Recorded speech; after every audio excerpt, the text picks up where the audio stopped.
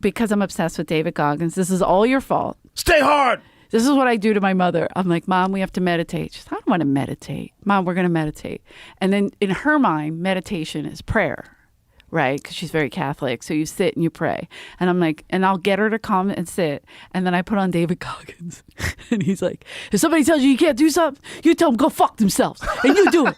And my mother's like, Jesus, turn this off. This is awful. Why does he have to curse? Want me to read you what David Goggins sent me on my birthday? I'm obsessed with him. He's an awesome human I being. send it to my nephew all the time in place because I want him to get, like, when he gets down on himself, we always get hard on ourselves. He's an awesome human being. He's amazing. Because there's not a lot David, of those out there. I love you. There's not a lot of those out there. This day, 54 years ago, you took your first breath. When taking that first breath, it made you eligible to die. I hope you're not enjoying your day by sitting on the fucking couch with your feet up. Hopefully you're out there somewhere suffering, talking to that inner bitch. See, Joe, the inner bitch loves motherfuckers' birthdays. Why? I'm so jealous. Because it makes you an even bigger bitch. Because we feel it's our special fucking day. So we can just chill the fuck out. Most people wake up to just exist on this planet. So, Joe, if you haven't gotten the fuck after it yet, maybe you should. 5 exclamation points. I'm obsessed with him. I love you, David. Happy fucking birthday. 5 exclamation points. Goggins out. 6 exclamation points. I love him. I listen to his book, driving. I go crazy. I've listened to his book like 3-4 times.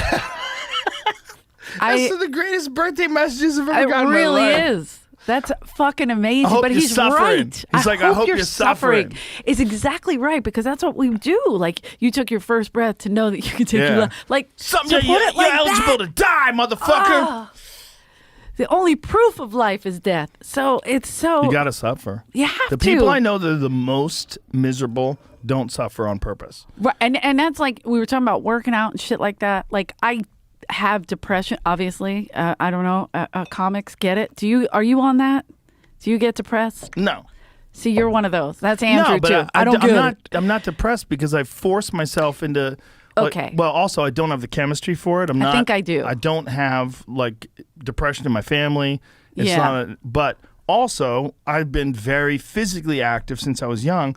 And there were studies that was done, like we pulled it up the other day, the thing about the difference between the effectiveness of SSRIs versus the effectiveness of like regular rigorous exercise. Mm-hmm. They're very similar. And some studies they've shown that regular rigorous exercise is more effective than SSRIs. I in agree reducing, 100%.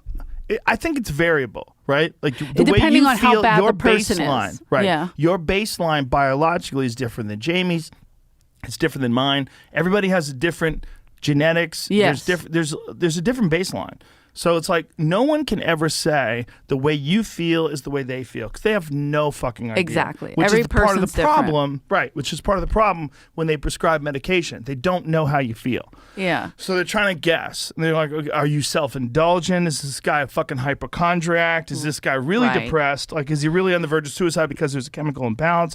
Or maybe his girl broke up with him and he's being a bitch. Like, maybe he's just down. Right. He's not getting after it the way David Goggins maybe tells he's just you to. lazy, sitting around playing video games all day, drinking Mountain Dew, and he feels like shit. Maybe there's that. There's that. When a person feels like shit, it's hard to know if you're just an outside objective observer. It's hard to know why they're feeling like shit. 100%. I can remember, and I always feel terrible for my nieces and nephews because they have too much time and they have too much space. Like growing up in my mother's house, there's 10 of us, 12 of us, whatever, in a 3-bedroom row home, 2.5 technically. But so explain a row home to people. A row home, if you've seen Rocky, like the houses are all connected. Have you seen Rocky? Have you seen Rocky? Who doesn't watch Rocky? David Goggins, huh?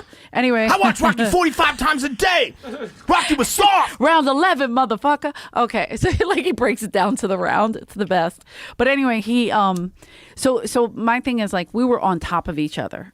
Like I do a joke about being in the room with my brothers. There really was 7 of us sleeping in one room. It was me and all my brothers.